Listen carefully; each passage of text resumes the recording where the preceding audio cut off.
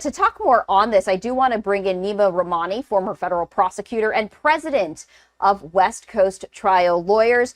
Neama, we appreciate it. You joined us yesterday. You are a frequent friend here on Live Now from Fox. So I want to ask you this. This was a very I would say it was a quicker day than what we've seen, and the pace at which the witnesses went on and off the stand really picked up, especially after the lunch. Now the jury is off for 4 days. When it comes to the psychology, when it comes to the memory, when it comes to dissecting, is it helpful or does it actually hurt to have a jury leave for a longer period of time?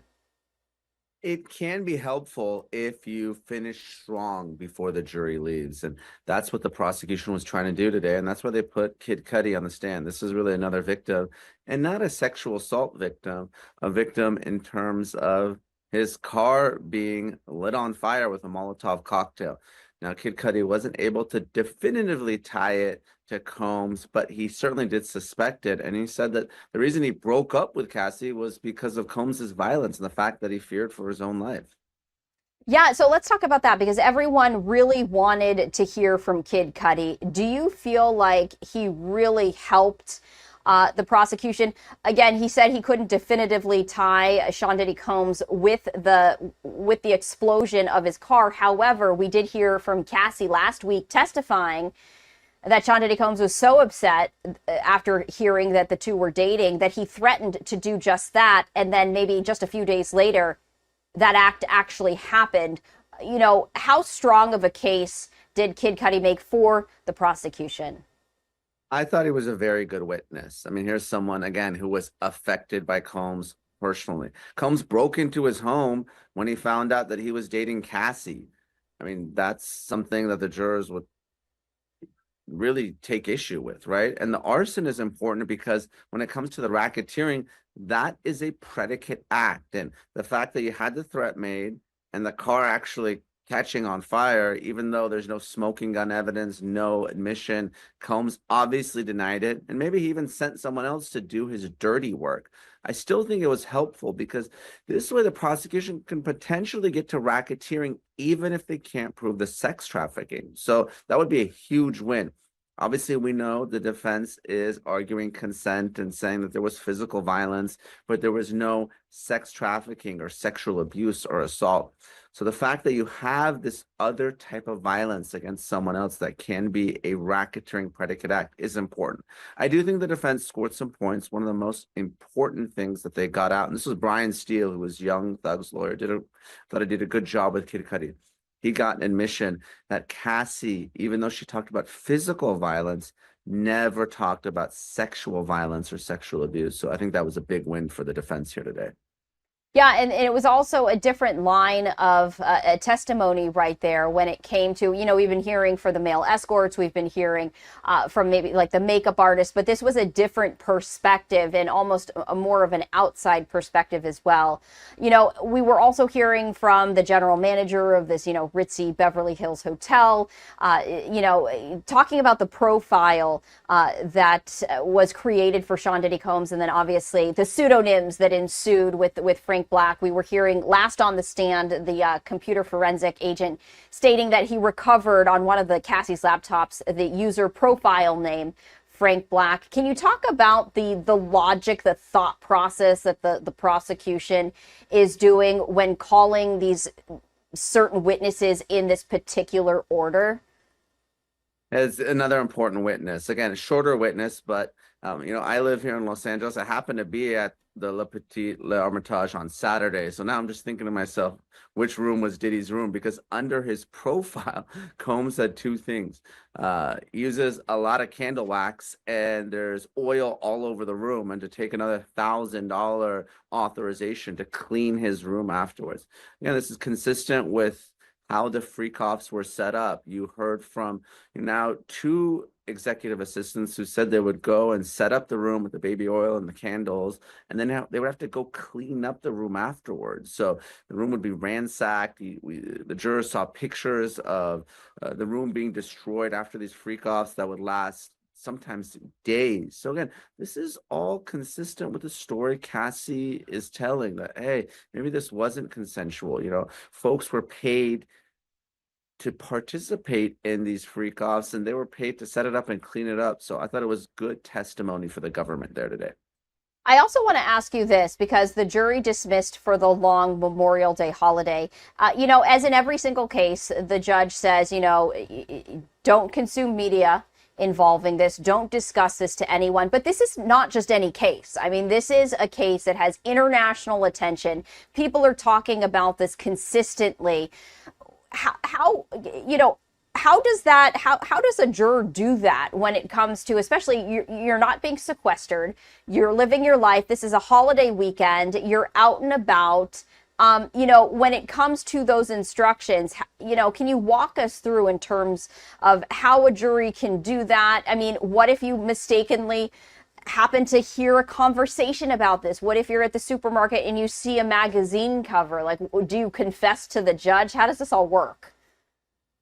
That's a great question, Stephanie, and it's very difficult. The entire country, maybe the world, is talking about this case. You'd have to be living under a rock not to know what's going on. I mean, the allegations are so salacious. It has celebrities, it has sex, it has drugs, it has violence, it has race, it has gender issues. Really, it's a unicorn type case. Maybe the trial of the century, maybe one of the biggest trials, certainly since Johnny Depp, maybe going back to OJ. So is it realistic for someone who is a juror to go for 2 months without anyone talking to them about the case? Probably not. Really, the only way you can prevent it, though, is to sequester the jurors. And that's such an imposition. You put them in a hotel for 2 months, you take their phones away, they can't communicate with their friends and family members. Already, it's tough to get people to show up for jury duty. And if you start doing things like that, I don't think anyone will want to serve as a juror. So, you're hoping, if you're the judge in the case or one of the lawyers, that jurors take that oath seriously. They're going to follow instructions. But I've seen many cases where people who shouldn't be watching LiveNOW or other news or social media about the case, they do go on, they get information about the case, they start talking about it with other potential jurors, and that raises the real possibility of a mistrial. So all you can do is give that admonition, give that instruction. You hope that jurors are going to follow it. But I agree with you, Stephanie, especially for a long weekend when jurors are ordinary people, it's going to be tough for them not to see or hear anything. Yeah, I mean, I would imagine that, Diddy's defense team, is thinking about this when it comes to strategy, right? When it comes to saying that, there was discussion that this was tampering of some sort. I have to imagine, given the high profile nature, they're going to lean into that. And it's going to be interesting to see how all of this shapes up because, like you said, it's so hard to completely shield yourself. You could sequester, like in the OJ case, but that is so extreme and people have to live their lives. It's going to be really interesting to see. So court resuming on Tuesday, as we look ahead to the next week of testimony, and my gosh, who really knows what's going to come out of that? What are you keeping a very close eye on for next week, for the opening of Tuesday? Again, these jurors have been off for a couple of days. You kind of got to get that momentum back up and running. If you're the defense, what are you hoping happens? Well, if I'm in the defense, I'm concerned because I think I'm really far behind in this case.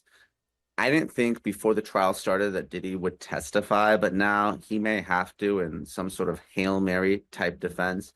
But taking one step back, Stephanie, just talking about all those jurors, I could tell you when I was a prosecutor, the two most nervous times I was in any case was one, obviously, when the jury is in that deliberation room and returning a verdict. But the second, once I would get that guilty verdict, was when the lawyers would talk to the jurors because I'm like, please do not say anything that may be improper, unlawful, inappropriate, that may cause the defense to have an argument to mistrial the case. Now, turning to next week, right now we have the computer forensics expert, the HSI agent on the stand. Well, one thing I have thought throughout this entire trial was that the video evidence is going to make or break the case. And we know, obviously, about the 2016 hotel video. We've all seen it. But Combs would reportedly videotape a lot of these freak offs. I know the jurors have seen stills And again, he reportedly had cameras in his home. So what video evidence is there? And we're just getting into Cassie's laptop right now, but I want to know about Combs's iPads, his phones, his many phones, what security and surveillance he has in his own home. What video evidence is going to come in? And in my opinion, Stephanie, video is the best evidence. People can lie, but video doesn't lie. So that's what I'm looking for next week.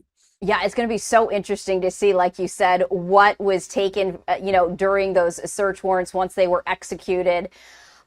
We started off maybe with the laptops, but I have to imagine they're going to ratchet it up and really show some of these videos, some of these photos. It's going to be really interesting to see. Before we let you go, Neama, any final thoughts that you want to leave our viewers with? They have been with us every step of the way. They're also going to be taking a break alongside everyone once, because the jury has been dismissed. They're going to be back with us on Tuesday. But as we all await court to resume on Tuesday, any final thoughts that you would want to leave us with? My final thought is obviously Kid Cudi testified today, but will there be other celebrities called to the witness stand? Will they be named? I mean, obviously Michael B. Jordan is one that has been linked to Cassie, but are there going to be any others? Because there were a lot of celebrities at Combs's parties. There are other people who, at least in the civil lawsuits, or have alleged to participate in these freak-offs. Is it going to be limited to Combs and Ventura, or are we going to start hearing about other names as well? I mean, starting, but I think that's the big question everyone has going into this weekend. And I also want to ask you, you bring up a really interesting point, because again, everyone and our live stream viewers have been asking, okay, so we've heard, all of these names, Michael B. Jordan, we've heard Mike Myers, which I think raises a lot of questions.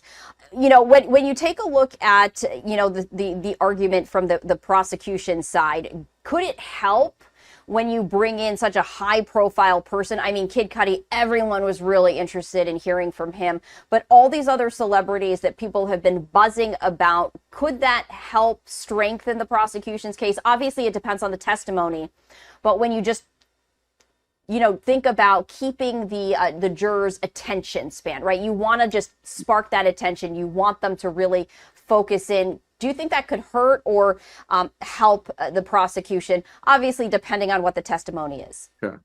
I think it can help if it's credible evidence. Obviously, we've all been waiting for Kid Cudi to testify. Even the prosecution was telling the judge, it's going to happen this week, right? Yesterday or today, and it ended up being today. I think jurors, like anyone else, I mean, so that the celebrity factor looms large. What you don't want is to kind of go down this rabbit hole. Again, there are a lot of different celebrities named in the different civil lawsuits. If you're the government, you don't want to put on evidence that you're not really sure about, that you can't prove beyond a reasonable doubt, because then all of a sudden you don't want to create unnecessary holes in your case. So what I see the government doing is really trying to keep this narrow, focused on Cassie, their star witness. We're going to see what happens with victim 2, maybe victim 4. We'll see if victim 3 shows up or not. But you see them just really trying to keep this tight and not going off on tangents. You bring up some of these victims, and one also, was kind of MIA, and the prosecution, indicated to the judge that they weren't sure if this person was going to show up or not. Can victims, and I know that this happens, victims just disappear, never to be seen again. But when it comes to that, can you compel someone? And I know that we've also spoken about that, invoking the fifth and then providing immunity. But if someone really just wants to disappear, can they? They can. I mean, the law is that if you receive a valid subpoena, you have to show up. And we saw that with George Kaplan, right? He said today that he didn't want to testify against his former employer, and he was doing so only because he was subpoenaed and compelled to testify pursuant to a grant of immunity. But just like anything else, we've seen people just disappear, not show up for court. What the judge can do is issue an arrest warrant, sometimes called a body attachment. Marshals can go out and actually arrest that person and bring them in. I don't know if Judge Subramanian would do that, if the government would ask, because obviously here's a victim of sexual abuse, physical abuse. But again, I've seen it many times where it's a domestic violence case, sexual abuse case, where the victim does go sideways. It happens a lot, and they just disappear and don't show up. Interesting. All right. Well, we're going to have to see what happens next week, minute by minute. I mean, this case is just fascinating on so many levels. Neama, as always, we appreciate you joining us here on Live Now from Fox. Thanks, Stephanie. Have a great weekend, and I'm sure we'll talk next week. Oh, no doubt we will.